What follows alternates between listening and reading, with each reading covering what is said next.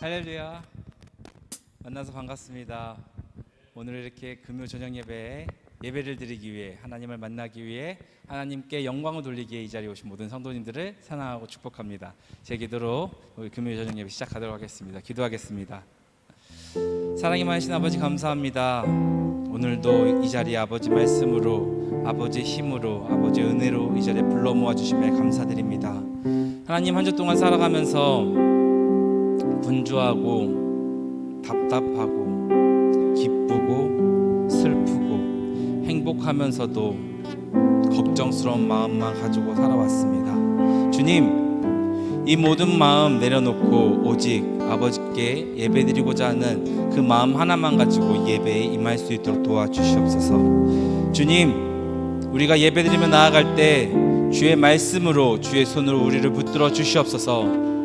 주의 능력으로 우리를 이끌어 주시옵소서. 정말 주님을 사랑합니다. 정말 주님의 말씀을 사모합니다.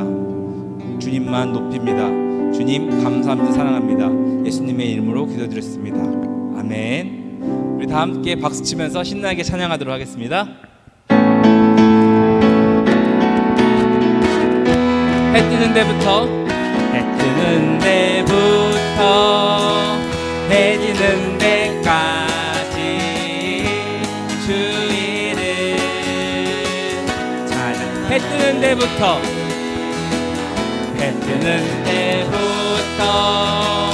해 지는 데까지 주 이름. 한 번 더 찬양하시겠습니다. 해 뜨는 데부터 해 지는 데까지 주 이름. 해 뜨는 데부터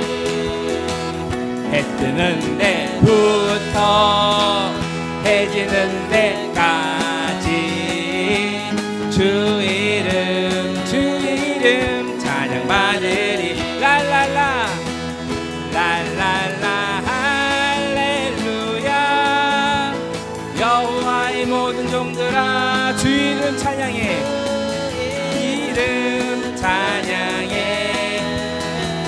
이제부터 영원까지 주 이름 찬송할.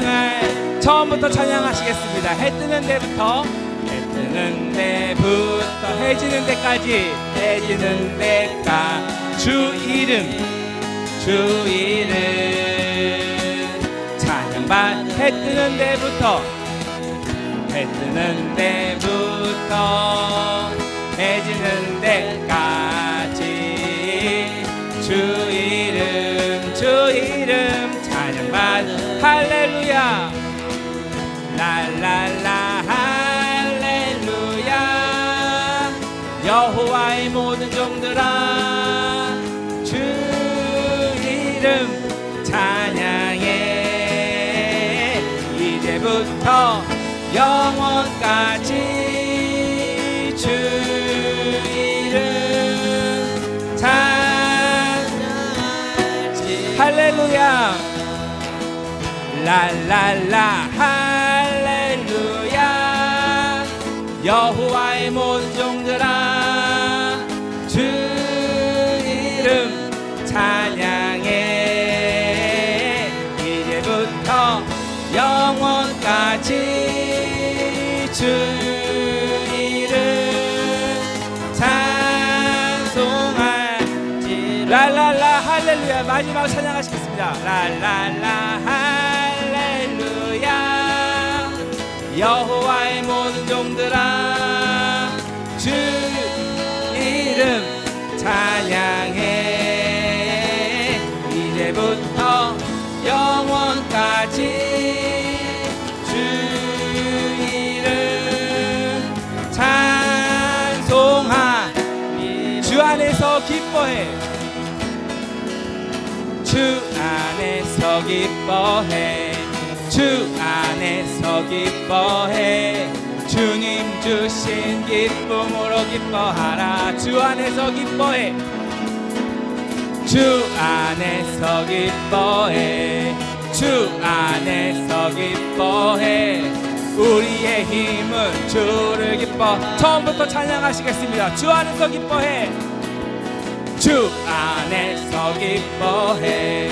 주 안에서 기뻐해.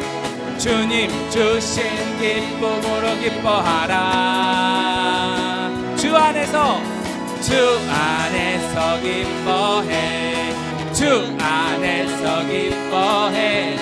우리의 힘은 주를 기뻐하는 것. 기뻐 춤을 추며 춤을 추며 크게 소리 높여 살아계신 주의 이름 내 마음 다해 찬양해. 주를 바라볼 때 새 힘 주시니 우리의 힘은 주 안에서 기뻐해. 주 안에서 기뻐해. 주 안에서 기뻐해. 주님 주신 기쁨으로 기뻐하라. 아멘. 주 안에서 기뻐해. 주 안에서 기뻐해. 우리의 힘은 주를 기뻐하는 것. 기뻐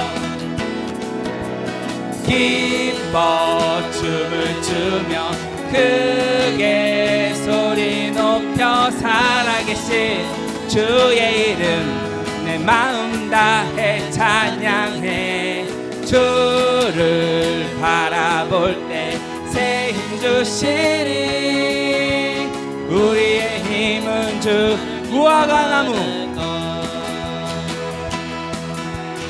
무화과 나무 마르고 포도 열매 없어도 주님이 함께 하시니 나는 기뻐하고 즐거워하리로다. 기뻐 춤을 추며 크게 소리 높여 살아계신 주의 이름 내 마음 다해 찬양해. 주를 바라볼 때 새 힘 주시니 우리의 힘은 주.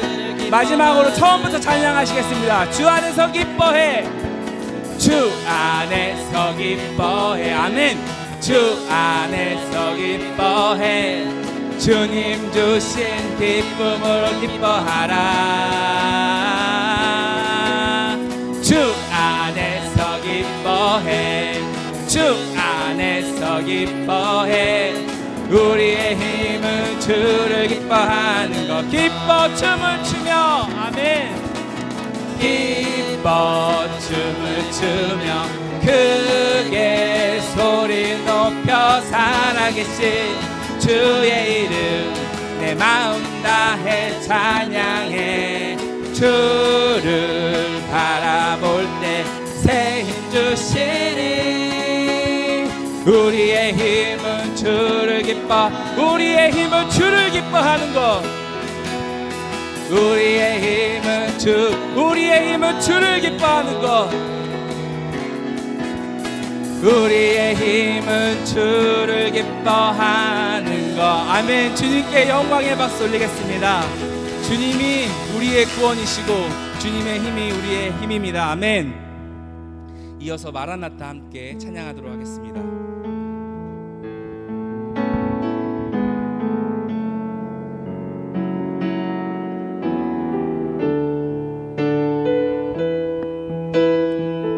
마라나타 주 예수여.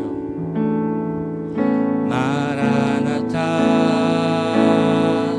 주 예수여. 어서 오시옵소서. 땅의 모든 끝 모든 족속 주를 찬송하게 하소서. 아멘. 마라나타 주 예수여. 어서 오시옵소서.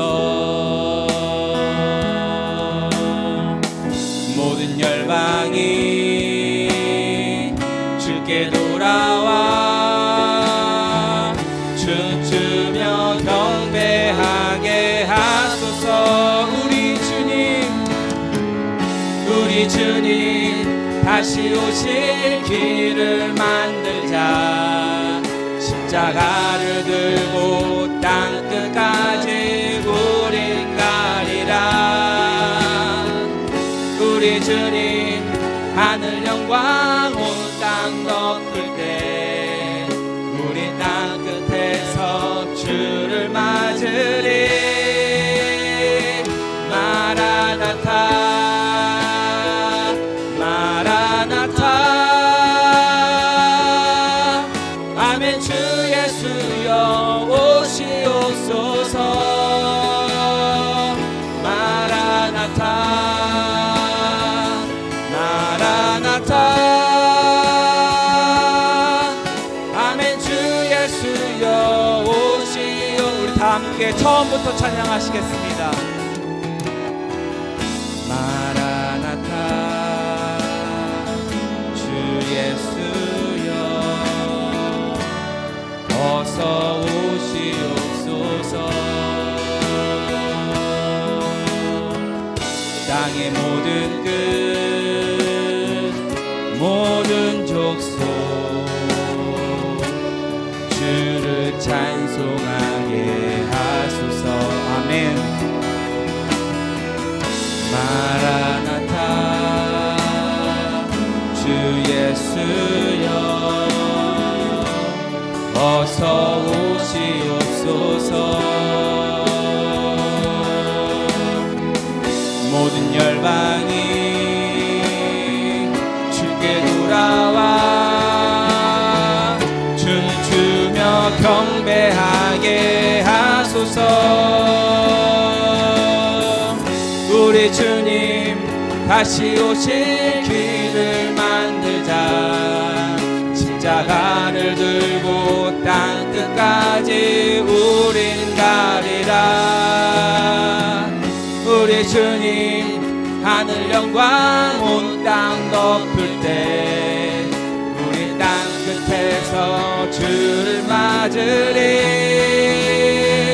마라나타 마라나타. 아멘. 주 예수여 오시옵소서. 마라나타 마라나타. 아멘. 주 예수여 오시. 마라나타 마라나타 마라나타 마라나타. 아멘. 주 예수여 오시옵소서. 마라나타 마라나타. 아멘. 아멘. 주 예수여 오시. 한 번 더 찬양하시겠습니다. 마라나타 마라나타 마라나타 마라나타. 아멘. 주 예수여 오시옵소서. 마라나타 마라나타. 아멘. 주 예수여. 마지막으로 찬양하시겠습니다. 마라나타 마라나타 마라나타. 아멘. 주 예수여 오시옵소서. 마라나타 마라나타. 아멘. 주 예수여. 내 맘에 내 마음에 주를 향한 사랑이 나의 말엔 주가 주신 진리로 나의 눈에 주의 눈물 채워주소서. 내 입술에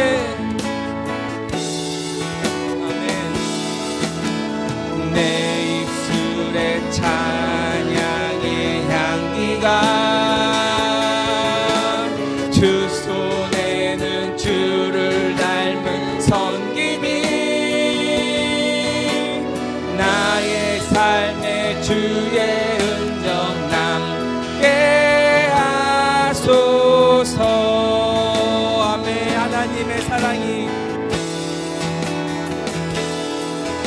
하나님의 사랑이 영원히 함께하리.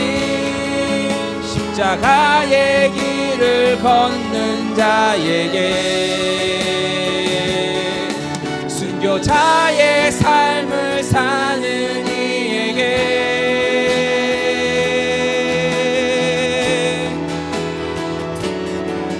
조롱하는 소리와 세상 유혹 속에도 주의 순결한 신부가 되리라. 내 생명 주님께. 처음부터 찬양하시겠습니다. 나의 맘에, 내 마음에 주를 향한 사랑이, 나의 말엔 주가 주신 진리로, 나의 눈에 주의 눈물 채워주소서.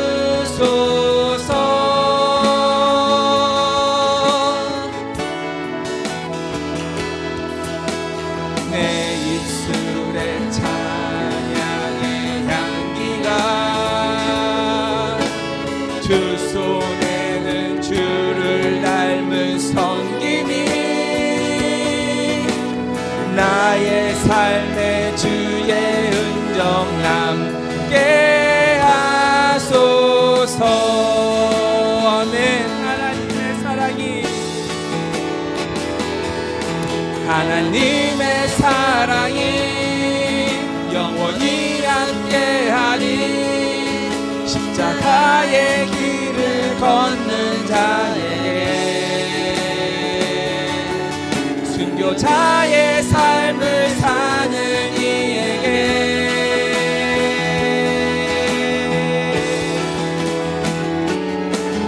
세상하는 소리와 세상 유혹 속에도 주의 순결한 신부가 되리라. 내 생명 주님께. 우리 다 함께 이 예배에 성령이 임재해달라고, 오직 이 예배에 성령이 함께해달라고, 주님 이 예배에 은혜 부어달라고, 이 기도 제목 하나만 가지고 우리 주여 한번 부르짖고 기도하겠습니다. 기도하겠습니다. 주여, 할렐루야. 사랑이 많으신 아버지 감사합니다. 주님이 예배에 함께하여 주시옵소서. 주님이 예배에 동행하여 주시옵소서. 주님이 예배 성령을 부어 주시옵소서. 주님이 예배 가운데 함께하여 성령이가 동행하여 우리의 삶 가운데 주의 향기가 흘러넘칠 수 있도록 하여 주시옵소서. 우리의 삶 가운데 주님의 은혜가 흘러넘칠 수 있도록 하여 주시옵소서. 우리가 가는 곳마다, 우리가 가는 발걸음마다 주의 은혜가 드러나길 원합니다. 주의 향기가 피어나길 원합니다. 주의 꽃이 자라나길 원합니다. 할렐루야. 사랑의 말씀 하나님 아버지, 이 예배 가운데 동행하시고 은혜를 부어주셔서 우리가 부족한 점이 있다면 그 부족한 점 내려놓고 주 앞에 매달려 나아갈 수 있도록 하여 주옵소서. 성령님, 우리가 정말 부족하다 하였을 때 성령의 은혜를 부어주셔서 우리가 정말 나약하고 쓰러져서 넘어져 있을 때 주의 은혜로, 주의 말씀을 주의 손으로 우리를 세워주시옵소서. 사랑의 말씀 하나님 아버지, 언제나 주님만 높이길 원합니다. 언제나 주의 맡기를 원합니다. 주님 언제나 인도하여 주시옵소서. 우리 가운데 주님 함께 하시고 동행하여 주시옵소서. 사랑의 말씀 하나님 아버지, 오직 주님만을 높입니다. 오직 주님만을 찬양합니다. 주님 이 예배에 함께하여 주시고 이 예배 가운데 성령의 은혜를 베풀어 주시옵소서. 오직 주님만을 높입니다. 오직 주님만을 찬양합니다.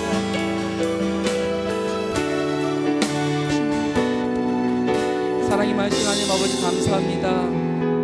이 자리에 불러주시고 주의 말씀으로 이 자리에 세워주심에 감사드립니다. 주님, 우리가 걱정하는 모든 것 내려놓고 오직 한 명의 예배자로 이 자리에 무릎 꿇고 예배에 임할 수 있도록 하여 주시옵소서. 남들이 손가락질하고 남들이 뭐라 할지라도 그 모든 것 아버지의 사랑과 아버지의 은혜로 극복할 수 있도록 하여 주시옵소서. 하나님, 오늘 말씀을 전하고 항상 말씀을 전하는 목사님과 함께 하시어 목사님 언제나 육체 가운데 건강히 깃들 수 있도록 주님의 손으로 붙들어 주시옵소서. 언제나 주의 말씀으로 우리 목사님 챙겨주시고 인도하여 주시옵소서. 주님 정말 주님 사랑합니다.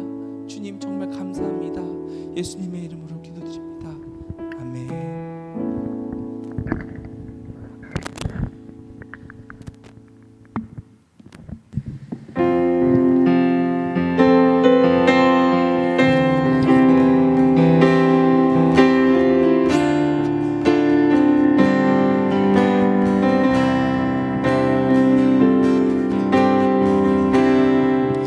주님 나를 부르시니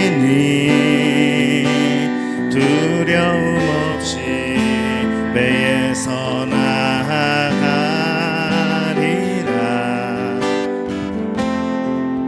주님 나를 부르시니 주님 내게 오라시니 주님 보고 계시기에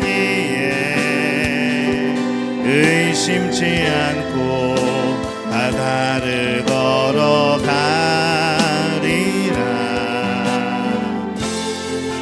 주님 보고 계시기에 주님 여기 계시기에 주님 여기 계시기에 이 깊은 바다가 반석이 되고 주님 여기 계시기에 반석 위를 내가 걸어가리라. 주님 여기 계시기에 저 거친 파도가 반석이 되고 주님 여기 계시기에 반석 위를 내가 걷습니다. 주님 나를 부르시니 주님 나를 부르시니 두려움 없이 배에서 나아가리라. 주님 나를 부르시니 주님 내게 오라시니 주님 보고 계시기에 의심치 않고 바다를 걸어가리라. 주님 보고 계시기에 주님 여기 계시기에 주님 여기 계시기에 이 깊은 바다가 반석이 되고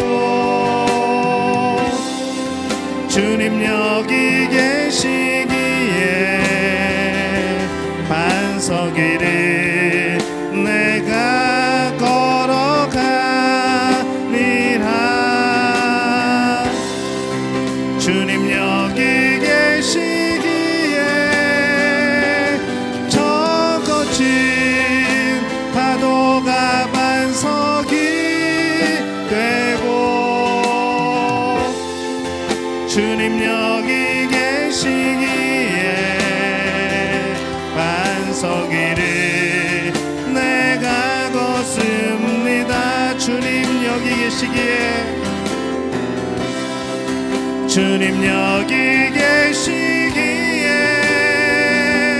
이 깊은 바다가 반석이 되고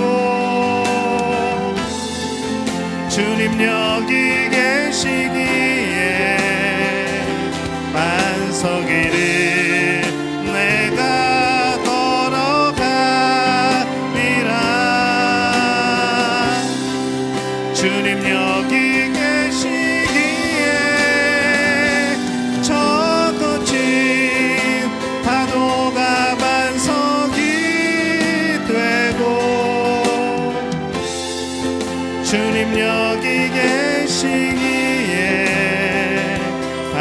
반석이를 내가 걷습니다.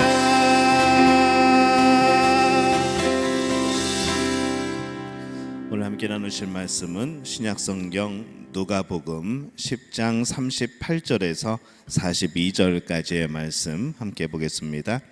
누가복음 10장 38절에서 42절까지의 말씀입니다.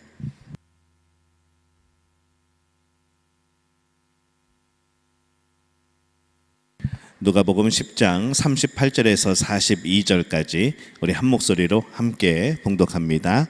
그들이 길 갈 때에 예수께서 한 마을에 들어가심에 마르다라 이름하는 한 여자가 자기 집으로 영접하더라. 그에게 마리아라 하는 동생이 있어 주의 발치에 앉아 그의 말씀을 듣더니 마르다는 준비하는 일이 많아 마음이 분주한지라. 예수께 나아가 이르되 주여 내 동생이 나 혼자 일하게 두는 것을 생각하지 아니하시나이까. 그를 명하사 나를 도와주라 하소서. 주께서 대답하여 이르시되 마르다야 마르다야 내가 많은 일로 염려하고 근심하나 몇 가지만 하든지 혹은 한 가지만이라도 족하니라. 마리아는 이 좋은 편을 택하였으니 빼앗기지 아니하리라 하시니라. 아멘. 우리 옆에 분들에게 인사합니다. 하나님이 우리와 함께 하십니다. 한 번 더 인사합니다. 오늘 기도회 가운데 하나님이 역사하십니다. 예. 이제 방학도 시험 기간인가요? 방학한 학교도 있고 이제 시험 기간인 학교도 있고 이제 그렇게 되고 또 우리 고3 우리 대입 신입생들은 이제 발표가 나는 또 시기이기도 하고 여러 가지 복잡하고 또 새로운 환경에 접어드는 그런 시기가 되어집니다.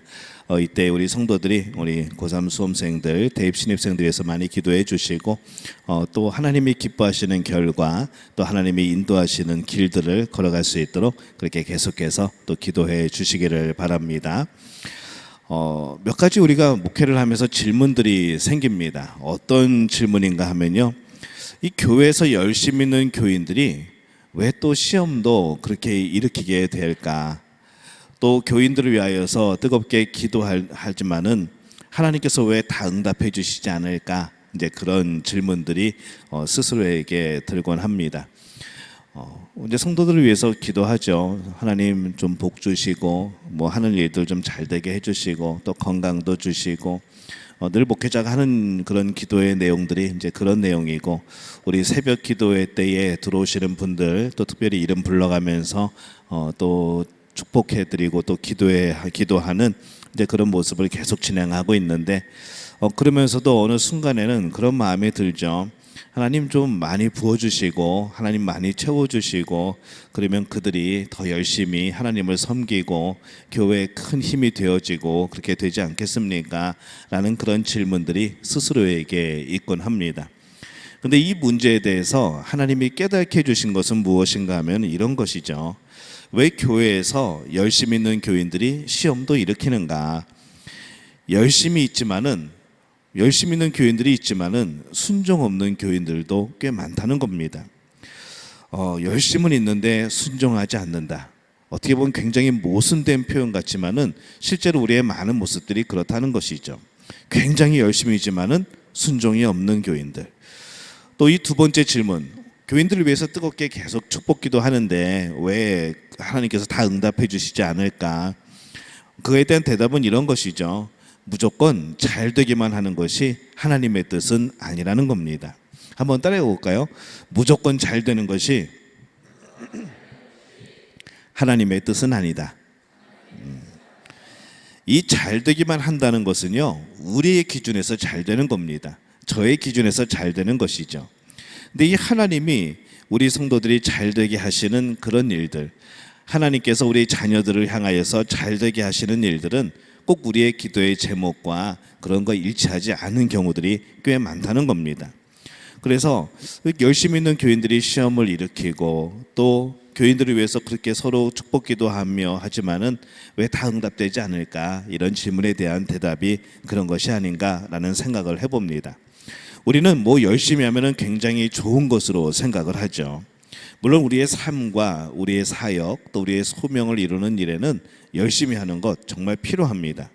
그러나 이 성경은 그 열심이 주님의 마음을 기쁘게 하는 열심인가 아니면 주님의 마음을 기쁘게 하지 않는 열심인가 이것을 구분해야 된다라고 말씀을 하시는 거죠.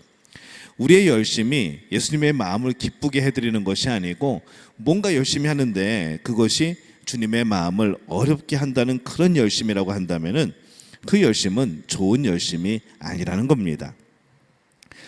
그러면 이제 반대로 생각할 수도 있겠죠. 아유 그러면 열심히 하지 말아야죠 라고 생각할 수 있겠지만은 그건 출발점도 출발하지 못한 겁니다.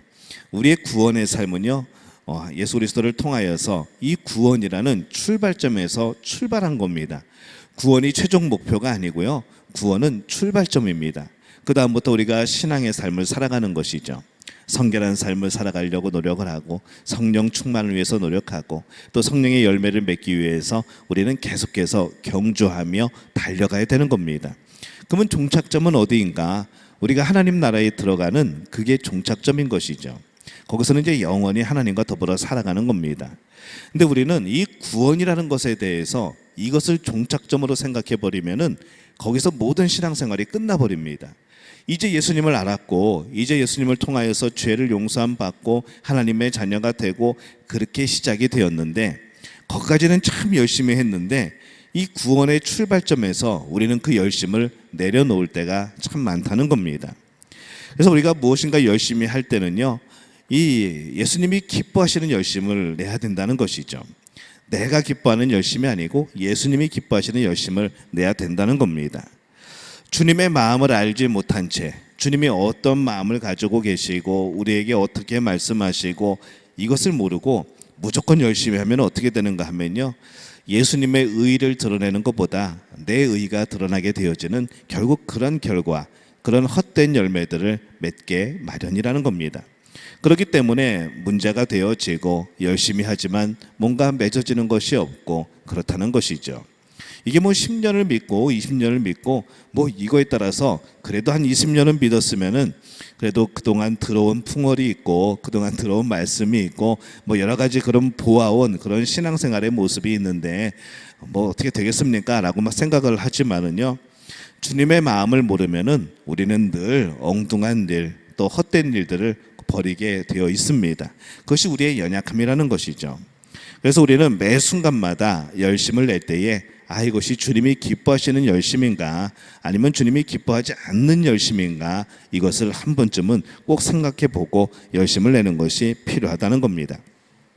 내가 드러나는 것이 아니라 예수님이 드러나는 열심이 우리에게 있어지기를 예수님의 이름으로 축원합니다. 오늘 말씀에 또 우리 로마서 10장 2절에서 3절 말씀에 이렇게 말씀을 하죠. 우리 말씀 함께 읽겠습니다. 내가 증언하노니 그들이 하나님께 열심히 있으나 올바른 지식을 따른 것이 아니니라. 하나님의 의를 모르고 자기 의를 세우려고 힘써 하나님의 의에 복종하지 아니하였느니라. 이렇게 말씀을 하죠. 뭔가 열심히 하면은 괜찮은 것 같았는데 그것이 내 의를 세우는 열심이라고 한다면 하나님의 의를 모르고 내 의를 세우려고 하는 열심이라고 한다면은 결국은 그것은 무엇이냐? 하나님의 의에 복종하지 않는 것이라는 불순종하는 것이 된다는 그런 말씀의 내용입니다. 열심히 문제가 되는 것은 왜 그런가 하면요 우리의 자아의 문제입니다. 처음에는 죄의 문제로만 생각을 했죠. 그래서 이 죄의 문제를 해결하고 그러면은 뭔가 놀라운 변화가 생기고 뭔가 나는 달라지고 뭔가 성령의 열매들이 풍성히 맺어지고 그렇게 우리는 생각을 했습니다. 근데 이 죄의 문제를 해결했음에도 불구하고 여전히 무엇인가 성장이 되지 아니하고 무엇인가 열심히 하는데 나에게 그런 열매들이 맺혀지지 않는 것을 보게 될 때에 이것이 죄를 해결하는 문제뿐만은 아니라는 것을 우리는 신앙생활하면서 발견하게 되어지는 것이죠. 죄의 문제가 아니라 그 변화의 중심에는 내 자아의 문제가 있는 겁니다. 우리는 그런 질문들을 해보죠. 우리가 늘 회개하지만은 내가 언제까지 회개만 해야 되는가? 도대체 어느 정도로 회개해야 되는가? 그러다가 우리에게 이 죄보다 더 중요한 문제가 내 안에 있는 것을 발견을 하게 되고 깨닫게 됩니다. 그게 바로 내 자아의 문제라는 것이죠. 우리 주변을 보면요, 예수님과 교회에 대해서 참 충성스러운 사람들이 있습니다. 하지만은 그 자아가 해결이 안 되면은 결국에는 그것 때문에 이 열매가 온전히 맺혀지지 못하는 것 또한 우리가 보게 되는 것이죠. 오늘 말씀에 보면요, 이 자아의 문제가 어떻게 문제로서 발전이 되어 나가는가, 오늘 그 말씀이 나오고 있습니다. 우리 누가복음 10장 38절에서 42절 우리 다시 한번 볼까요? 네, 제가 읽겠습니다. 그들이 길 갈 때에 예수께서 한 마을에 들어가시매 마르다라 이름하는 한 여자가 자기 집으로 영접하더라.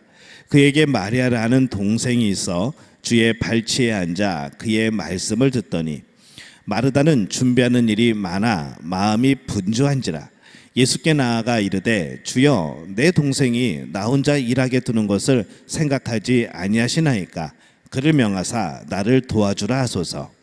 주께서 대답하여 이르시되 마르다야 마르다야 내가 많은 일로 염려하고 근심하나 몇 가지만 하든지 혹은 한 가지만이라도 족하니라. 마리아는 이 좋은 편을 택하였으니 빼앗기지 아니하리라 하시니라. 이렇게 말씀을 하죠. 이 지금 나타난 자아의 문제가 무엇인가 하면요, 주님과의 교제보다 어떤 일에 대해서 더 분주해지는 겁니다. 주님과의 그런 소통하는 것, 주님과 동행하며 살아가는 것, 주님의 음성을 듣는 것, 주님의 마음을 깨닫는 것, 이것이 중심이 되지 아니하고 이 주변의 일들에 대해서 분주해지는 우리의 삶, 이것이 바로 내 자아가 드러나게 되어지고 내 자아가 문제가 되어지는 바로 그러한 경우라는 것이죠. 많은 성도들이 예수님을 위한다고 하면서 이 예수님과의 교제는 굉장히 소홀히 하는 그런 여러 가지 경향들이 있습니다. 그리고 다른 일들로 분주하게 되어지죠. 마르다는 예수님을 대접하기 위해서 정말 열심히 일했습니다. 누군가를 대접하기 위해서 정말 열심히 일한다는 것은 마음이 없으면 안 되는 것이죠. 마음이 없는데 그 일 하고 싶겠습니까?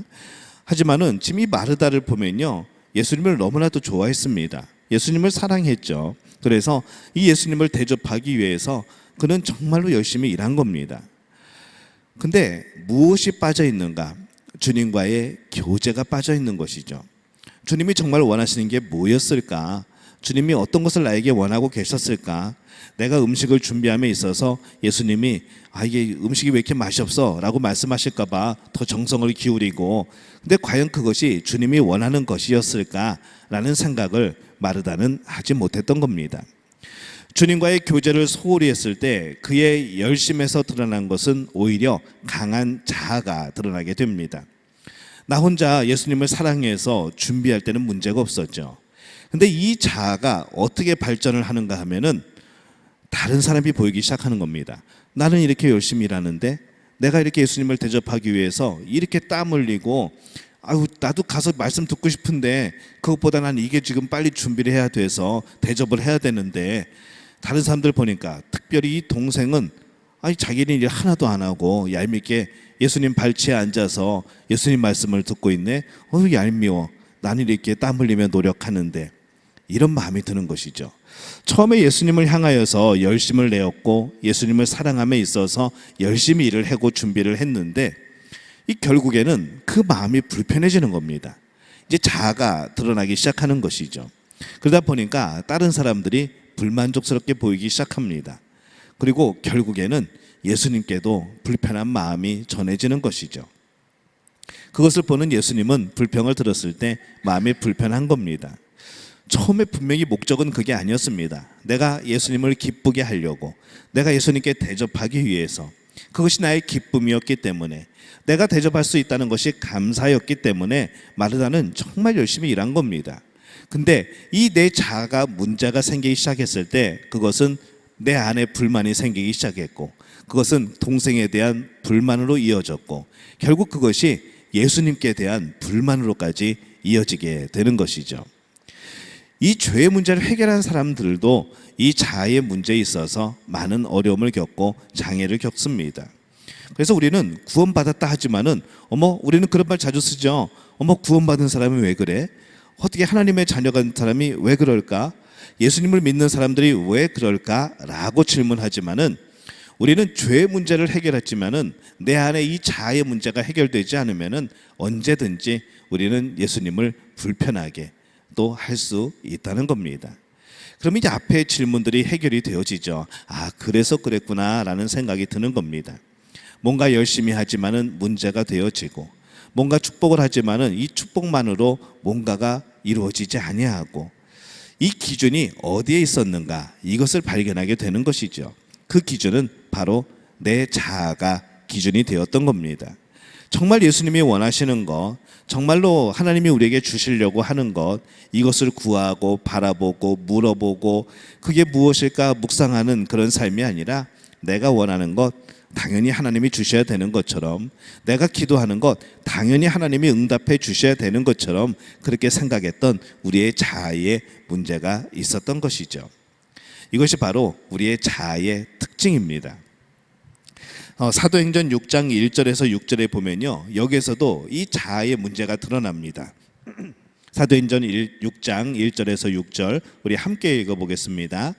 그때에 제자가 더 많아졌는데 헬라파 유대인들이 자기의 과부들이 매일의 구제에 빠짐으로 히브리파 사람을 원망하니 12사도가 모든 제자를 불러 이르되, 우리가 하나님의 말씀을 제쳐놓고 접대를 일삼는 것이 마땅하지 아니하니, 형제들아 너희 가운데에서 성령과 지혜가 충만하여 일곱을 택하라.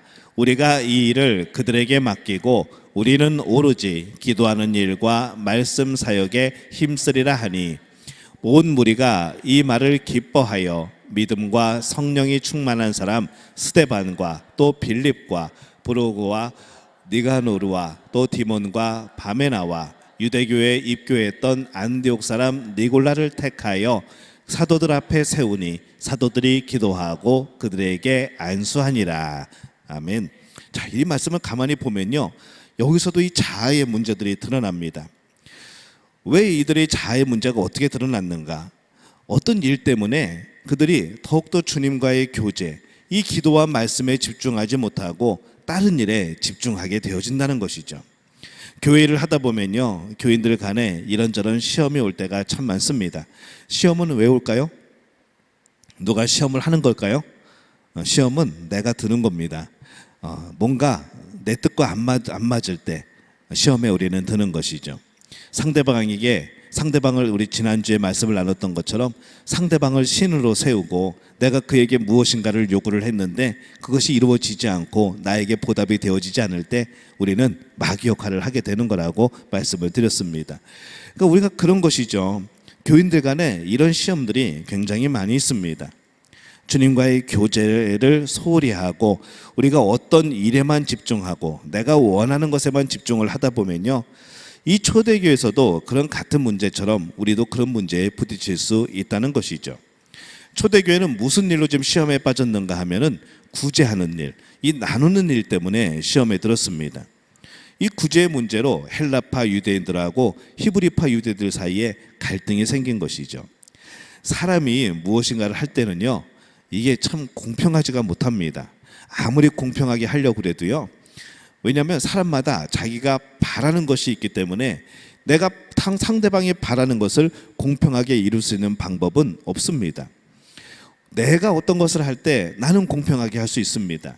하지만 그것을 받아들이는 사람이 모두가 공평하게 여기는가? 그건 아니라는 것이죠. 그래서 우리는 왜 공평하게 하지 않습니까? 왜 모두 다 똑같은 대우를 해주지 않습니까? 라고 우리는 질문을 하지만은 하나님이 아닌 이상, 예수님이 아닌 이상은 우리는 공평하게 대할 방법이 없습니다.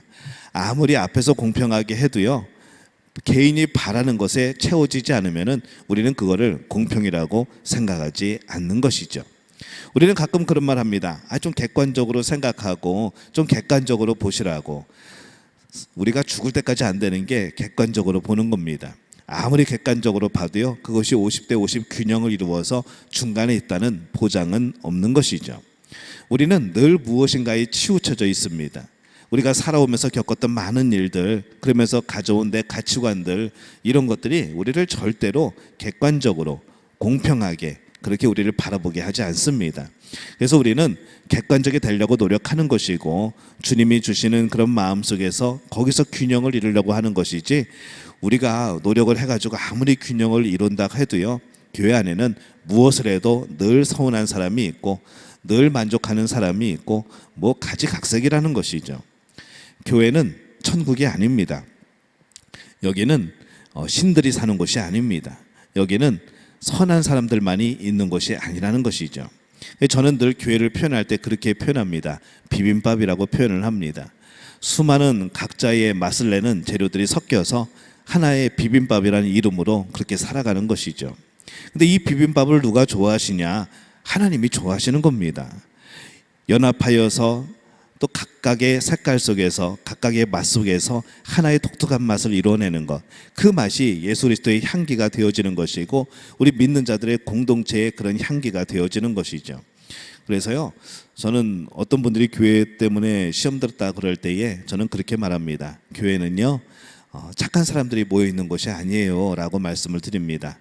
정말 나쁜 사람들인데, 정말 못된 사람들인데, 그래도 예수님의 십자가를 생각하고 하나님의 은혜를 깨닫고 그래도 깨끗하게 살아보려고, 그래도 하나님 마음에 맞게 살아보려고 노력하는 사람들의 모임이 교회예요 라고 말씀을 드립니다.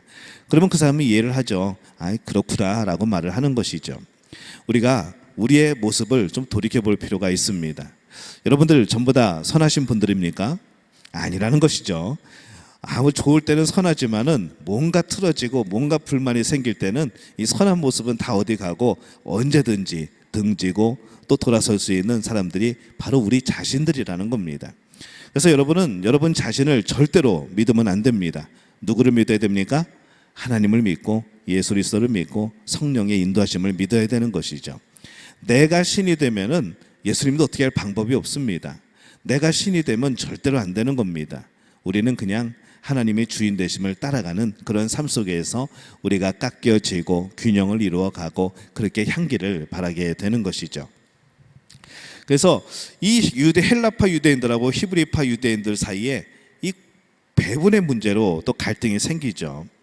구제와 봉사는 교회를 향한 주님의 뜻입니다. 근데 이 구제하는 일, 봉사는 일에만, 그것을 일로 생각하고 얽매이면요, 주님과의 교제가 소홀해집니다. 우리 구제는 어떤 마음으로 합니까? 세상적으로 볼 때는 그것을 행함에 있어서는 균형이 있어야 되고 공평함이 있어야 되고 어떤 기준이 있어야 되지만요, 그 모든 것을 시작하는 단계는 무엇인가 하면은 가장 기초적인 단계는 예수님의 마음으로 시작을 하는 겁니다. 우리가 무엇인가 돕고요, 구제를 하는데 제일 걸림돌이 뭔 줄 아십니까? 우리들의 마음입니다. 공평해야 된다는 것이죠.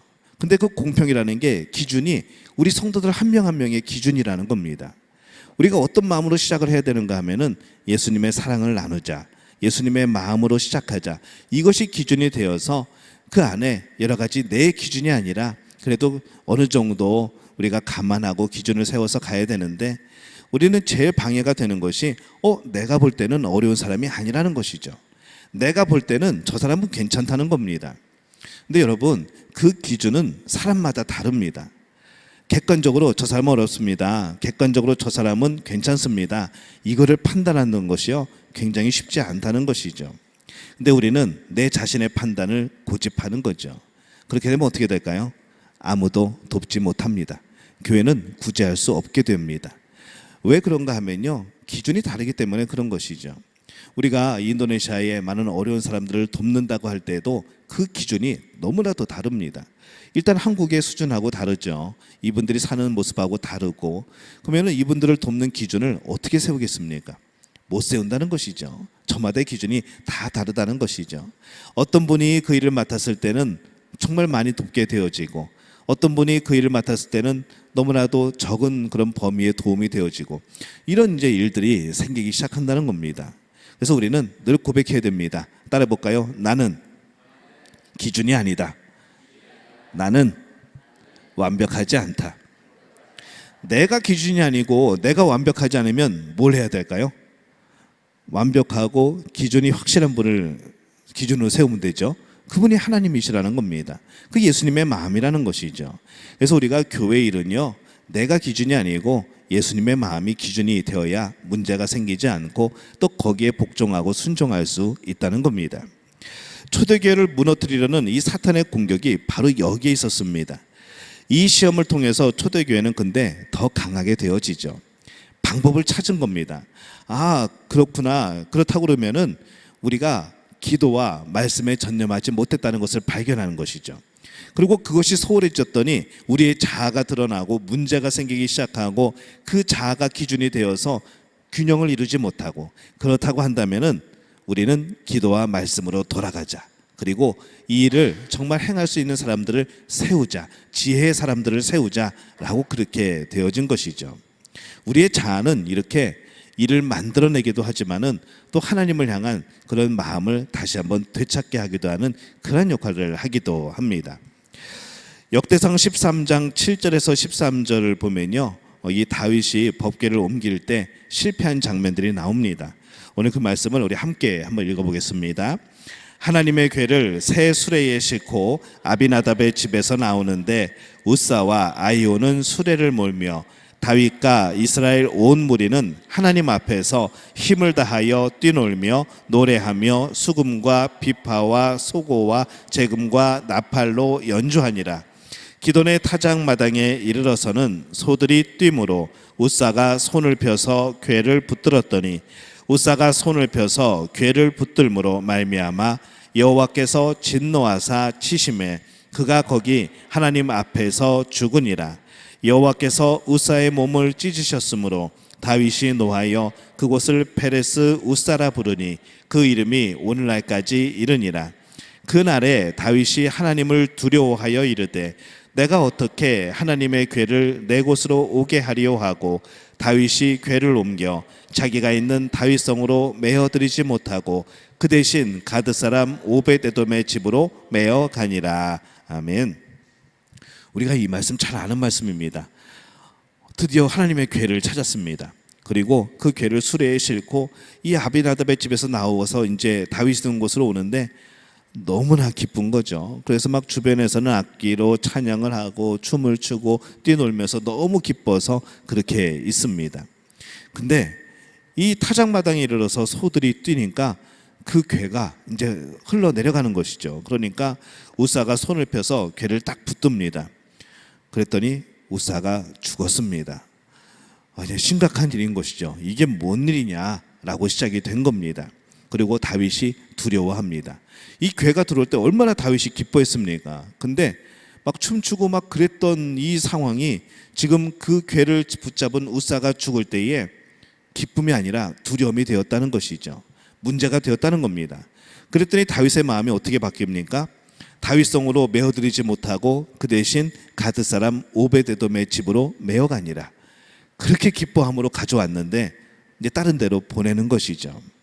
오늘 이것을 보면서 또 자아의 문제가 나오기 시작합니다. 왜 이 다윗이 법궤를 옮길 때 실패했을까요? 정답은 말씀대로 일하지 않고 자기 열심만으로 했기 때문에 그렇습니다. 여호와의 법궤를 예루살렘 성으로 옮겨오려는 이 다윗의 열심은 정말 대단한 것이죠. 이 하나님이 주신 은혜의 증표, 얼마나 그것이 그에게 아쉬움이었겠습니까? 드디어 그것을 찾았습니다. 그리고 이제 예루살렘으로 가지고 오는 것이죠. 얼마나 마음이 기뻤겠습니까? 근데 그 일이 실패했다는 것이죠. 법궤를 옮기고자 하는 열심은 있었지만은 그 법궤를 옮길 때 반드시 지켜야 되는 하나님의 말씀은 잊어버려 버린 겁니다. 법궤를 옮길 수 있는 사람이 누굴까요? 레위 지파 고핫 자손, 이 사람들만 옮길 수 있습니다. 이 하나님이 정해 놓으신 거죠. 그리고 법궤를 운반할 때는요, 수레 싣고 가는 게 아니라 그 고리에 막대기를 껴가지고 반드시 어깨에 메고 그렇게 가야 되는 겁니다. 이것도 하나님이 정해주신 방법입니다. 근데 다윗이 너무 기뻤죠. 너무 법궤를 찾아오려는 열심이 앞섰습니다. 그러다 보니까 이 하나님께서 정해놓으신 방법을 새까맣게 잊어버리고 그냥 하나님의 계획을 잘 모르고 그냥 수레에 싣고 오다가 또 그게 기울어지니까 우사는 또 손으로 붙들고 그랬던 것이죠. 왜 우리가 뭔가를 열심히 하지만은 왜 주님과 교제하고 주님의 말을 알 수 있는 이러한 일들은 왜 이렇게 소홀히 하게 될까라는 생각을 해보게 됩니다. 우리와 함께 하시는 예수님을 우리는 자꾸 잊어버린다는 것이죠. 복음의 핵심은 무엇인가 하면요, 예수님의 십자가와 부활입니다. 예수님께서는 십자가의 죽으심으로 우리의 죄의 문제를 해결하시고 또 우리의 부활 승천하심으로 인하여서 생명의 문제를 해결을 하셨습니다. 그래서 예수님께서 성령으로 모든 믿는 자에게 오시게 되었습니다. 중요한 것은 무엇인가 하면요, 지금 예수님이 내 안에 계시다는 거죠. 내 안에 인격적으로 함께하고 동행하신다는 겁니다. 인격적이라는 게 뭡니까? 감정을 가지고 계시고 지식을 가지고 계시고 우리의 이성 속에도 역사하시고 우리의 모든 전 인격적인 면에서 함께하시는 겁니다. 우리의 신앙생활이 병들었는지 안 병들었는지 판단할 수 있는 근거와 기준이 바로 이것이라는 것이죠. 예수님과 인격적으로 동행하고 있는가? 그냥 내 생각 속에, 내 상상 속에 그런 예수님은 아닌가라는 것이죠. 성경 안에 묶여있는 이 시대에 정말 능력으로 나타나지 못하는 그런 예수님만을 우리가 믿고 있는 것은 아닌가. 예수님을 그냥 언제나 좋을 때는 잘 생각하고 떠올리고 의지하였다가도 뭔가 내가 복잡해지고 내가 힘들어지고 어려워지면은 예수님은 잊어버리고 내 열심으로 예수님께 무엇인가를 자꾸 얻으려 하였던 이런 마음들은 아니었는가, 그렇게 돌아보게 되는 겁니다. 만약 이런 질문을 한번 해보죠. 여러분을 선교사로 파송을 하고 여러분 혼자 어디 막 이렇게 오지 같은 데 간다고 한다면은 여러분 마음이 어떨 것 같습니까? 강영정 선생님을 제가 선교사로 파송해가지고 여기 저기 섬에 오지로 보내는 거죠. 혼자 가야 됩니다. 마음이 어떨 것 같아요? 보면은 열심히 해야 될 것 같기도 하고 하나님이 도우실 걸 알겠는데 심란하죠. 혼자 거기서 어떻게 살아갈 것이며 무슨 일을 해야 될 것이며 앞으로 어떻게 해야 될 것이며 문제가 생겼을 때 어떻게 해결을 해야 될 것이며 이런 것들이 굉장히 마음이 불편하다는 것이죠. 두려움도 있을 겁니다. 하지만은 부모 형제가 같이 가고 목회자들이 같이 가고 우리 교우들이 전부 다 강윤정 권사님 쫓아서 그곳으로 간다고 그러면은 권사님 두려울까요? 안 두려울까요? 할만한 거죠. 가볼만한 거죠. 이런 것이죠. 가볼만 하지 않겠습니까? 우리 성도가 다 가는데, 저도 가고 우리 전도사님도 가고 우리 권사님 장로님 다 가는데 권사님이 두려울 게 뭐가 있겠습니까? 가서 같이 하면 되는 거죠. 이 차이점이라는 것이죠. 우리는 이것을 자꾸 잊어버린다는 겁니다. 나 혼자 자꾸 뭘 한다고 생각을 하는 거죠. 우리의 두려움은 왜 생기는가 하면요, 나 혼자 한다고 생각하기 때문에 두려워지는 겁니다. 예수님과 함께 계시는 것을 자꾸 잃어버리는 겁니다. 하나님의 말씀이 함께하고 있는 것을, 성령이 내 안에서 함께하는 것을 우리는 자꾸 잊어버리는 겁니다. 눈에 보이지 않게 잊어버리는 것이죠.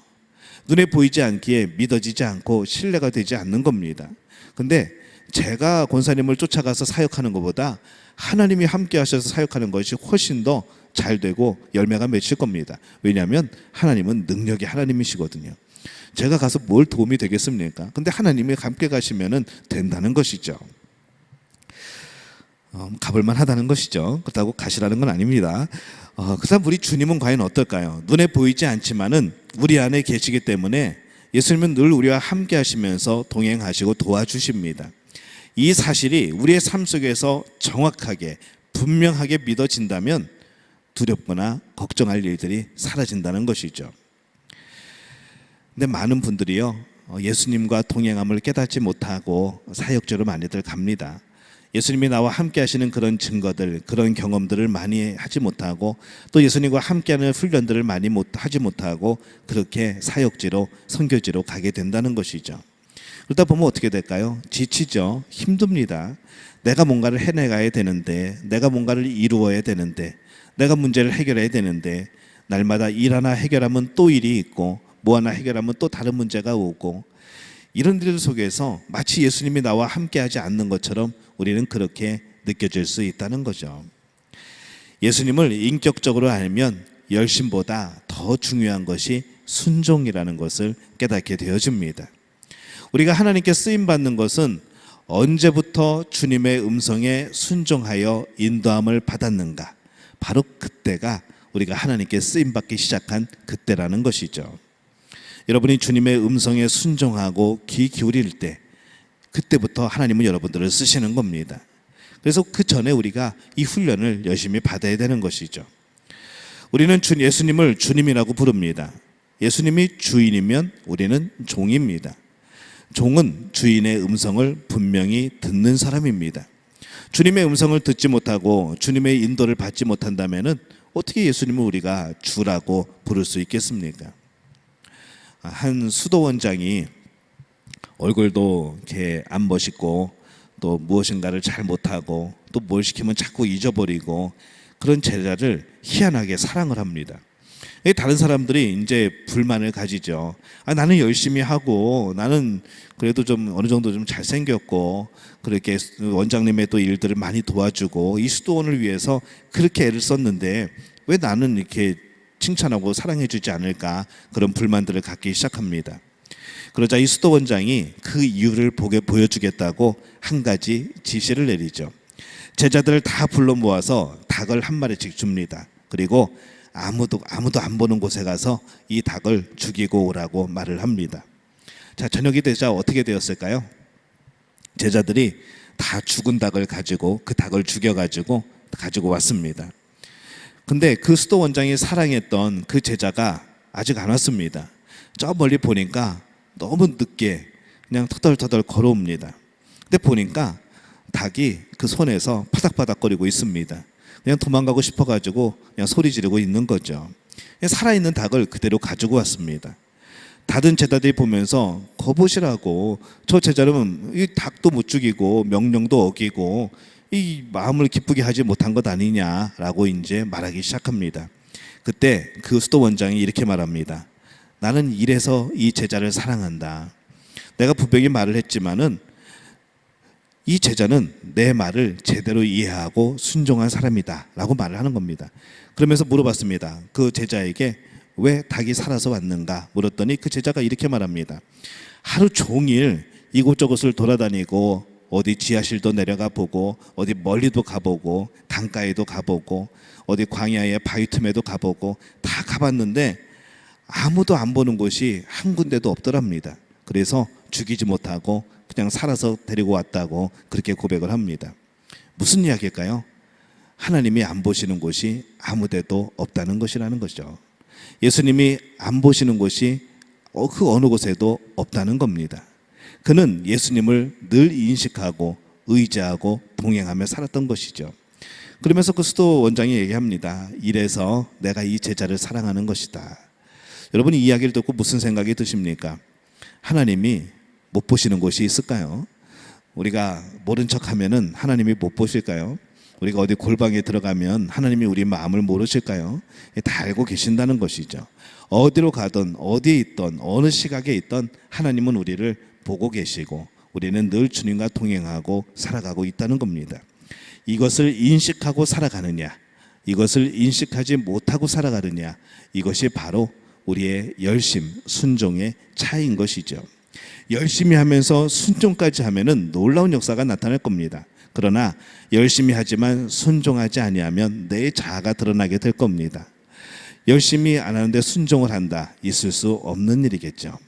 정말 중요한 것은 내 안에 계신 예수님과 동행하며 그에게 순종하고 있는가, 바로 이것입니다.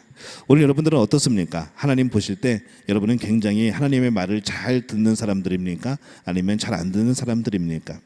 우리는 스스로를 나는 하나님의 말씀을 잘 듣는 사람이라고 생각하지만은 뭐 대부분 다 순종에 있어서는 그렇게 하나님이 흡족할 만큼 순종하지 못하는 우리들인 것이죠. 저는 오늘 그래서 그런 기도를 했으면 좋겠습니다. 하나님, 내가 순종의 사람이 되게 도와주옵소서. 무조건 열심인 사람이 아니고 하나님이 기뻐하시는 일에, 예수님이 기뻐하시는 일에 순종하는 사람이 되게 하여 주옵소서. 그래서 하나님을 기쁘게 하는 것이 나의 기쁨이 되어지고 또 하나님이 원하는 것을 하는 것이 내 기쁨이 되어지게 하여 주옵소서. 오늘 우리 기도하지 않겠습니까? 그래서 무조건 열심이 아니라 하나님이 원하는 열심, 그것으로 인해서 정말 하나님의 놀라운 은혜를 경험하는 우리 믿음 가족들이 되어지시기를 예수님의 이름으로 축원합니다.